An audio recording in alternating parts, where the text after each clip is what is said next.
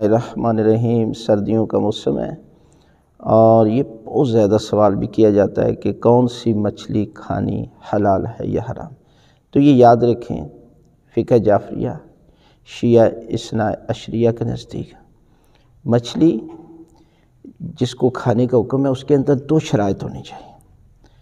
پہلی شرط یہ ہے کہ وہ چھلکے والی ہو، یعنی چھلکے کے علاوہ جس مچھلی پر جلد ہوتی ہے چھلکے نہیں ہوتے، وہ حرام ہے، چاہے اس کی ہزاروں قسمیں ہو جائیں، آپ چھلکے والی مچھلی کھا سکتے ہیں۔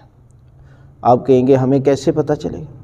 تو جیسے آپ لے رہے ہیں کسی ڈبے میں یا کسی جو ہے وہ آپ کو پکا کر دیے تو اس سے یقین حاصل کر لیں، وگرنہ آپ کا کھانا جائز نہیں ہے، حرام ہے۔ اور دوسری شرط یہ ہے حلال ہونے کی کہ وہ پانی سے زندہ پکڑی جائے، یعنی وہ مچھلی کے جو جال کے اندر آ کر مر جاتی ہے وہ بھی حلال ہے، اس لیے کہ زندہ تھی تو جال کے اندر آئی ہے۔ لہذا یہ دو شرائط ہیں، اس کے علاوہ کوئی مچھلی جو ہے وہ کھانی حلال نہیں، حرام ہے۔